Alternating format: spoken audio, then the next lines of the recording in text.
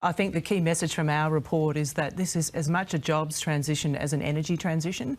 And what we're really trying to focus on is how we manage that transition well. We can learn from past experience and we can do a better job. And we're going to have to, not just for the workers that are being displaced, but to make sure that we've got the skills and workers in the emerging industries and sectors that we need to support our decarbonisation transition. There are workers and there are workers, right? When it comes to the transition, some workers will be great. Those in highly skilled jobs with engineering backgrounds are fine, perhaps not others in the fossil fuel industries. And we often hear politicians often very happily saying the transition will be easy and all these jobs will be created. It is not that simple, is it?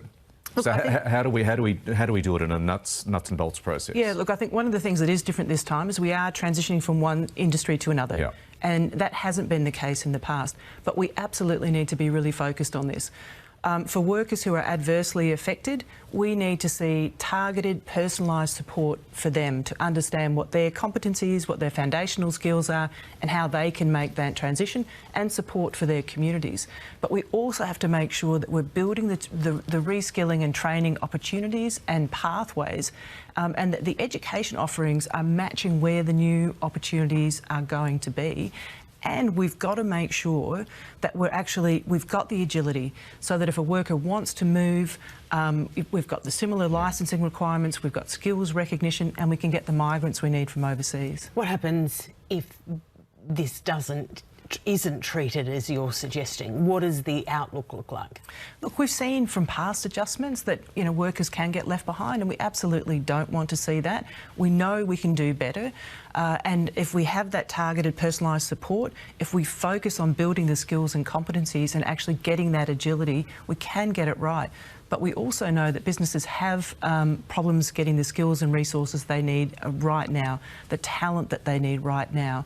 There is a big task before us in terms of decarbonising not just the energy sector, but also our industrial sector and transport. So we've got to get the skills.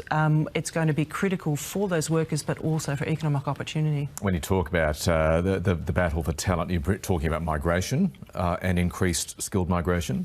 Yeah, that's got to play a part. It's not the only thing. I mean, we have to make sure that workers who are displaced get every opportunity and that we're building domestic skills and capabilities. But we also know that there are special skills and highly experienced workers that we need, and we've got to improve the agility of our migration sector, particularly for that high-skilled, high experience, high-wage worker that we know actually the whole world is competing for.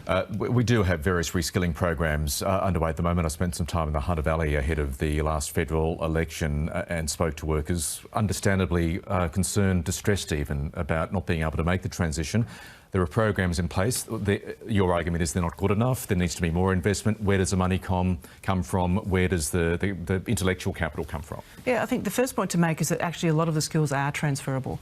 And that's a point that's called out in our report. So the trick is to make sure that we're doing top-up skills and qualifications to enable those people to move quickly to new opportunities. So I think that's the first thing to point out. Secondly, there is money there. We need to make sure that it's coordinated and that business and governments are working together.